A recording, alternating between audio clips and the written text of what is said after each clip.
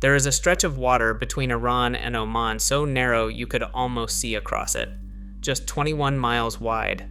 No world government controls it, no army truly owns it. Yet every morning, about 20% of the planet's oil supply is forced to squeeze through that tiny corridor.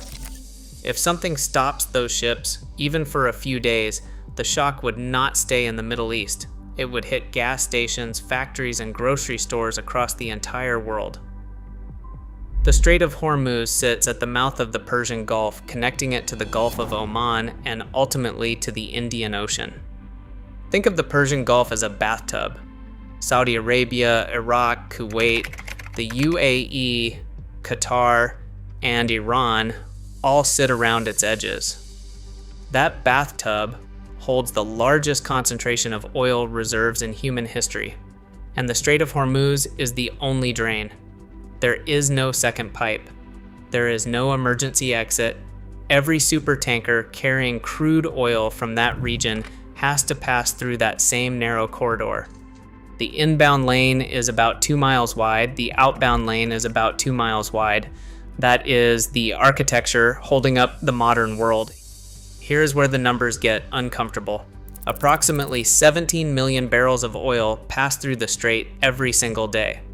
To put that in context, that is roughly 17% of all global oil consumption and nearly 30% of all seaborne oil trade on Earth. But it is not just crude oil. Liquefied natural gas flows through it too. Qatar, the world's largest exporter of LNG, has almost no other option. Japan, South Korea, and China collectively receive the majority of their energy imports through this corridor. In 1980, when Iran threatened to close the strait during the early stages of its war with Iraq, oil prices spiked almost overnight.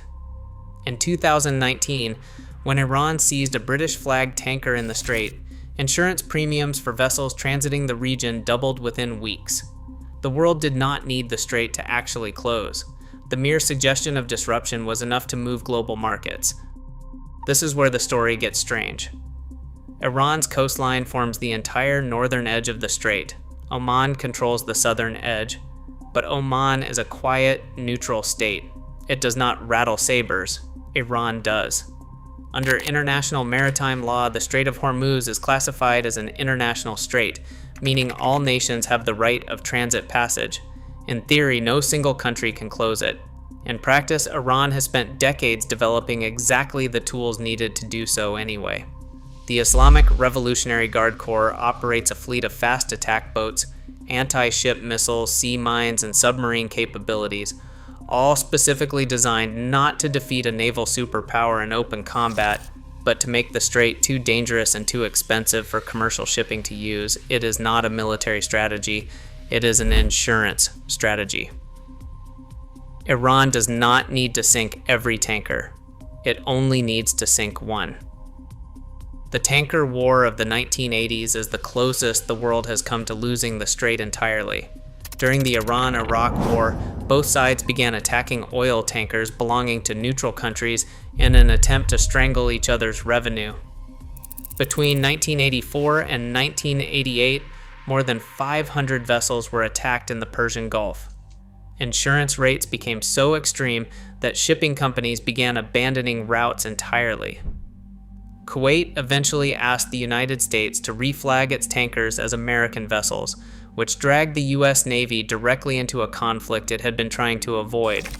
Operation Earnest Will became the largest convoy escort mission since the Second World War.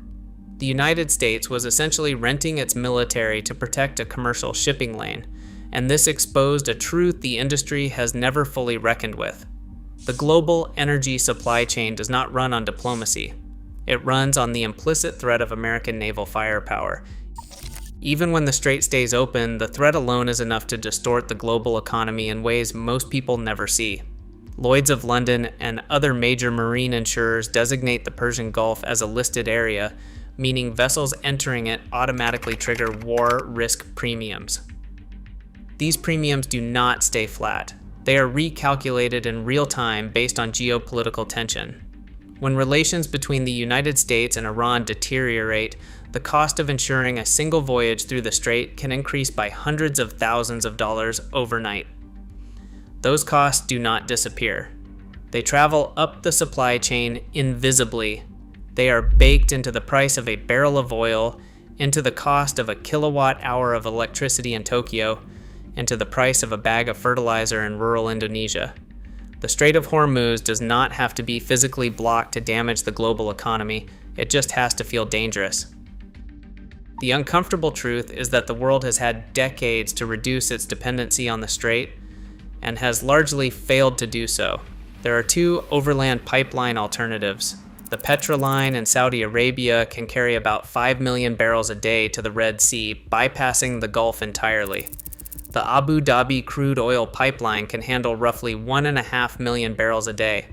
But combined, these pipelines can only offset about 40% of normal strait traffic on a good day. They were not built for redundancy. They were built for economics. Expanding them would take years and cost billions. The deeper problem is structural. The world did not accidentally become dependent on the Strait of Hormuz. It made a series of short-term decisions that were each individually rational. Drill where the oil is cheapest, route where the geography cooperates, build the infrastructure that pencils out today. The cumulative result is a single 21-mile bottleneck that sits inside the territorial ambitions of a sanctioned state. There is no quick fix because the dependency is not a policy failure. It is the entire architecture of the modern energy system, built one profitable decision at a time. So the next time you fill up your gas tank or pay your electricity bill, remember that the price you are looking at was partly set 21 miles away by a stretch of water most people will never visit, governed by rules that may not hold, and protected by a military that is one political decision away from stepping back. The choke point is not a vulnerability in the system, it is the system.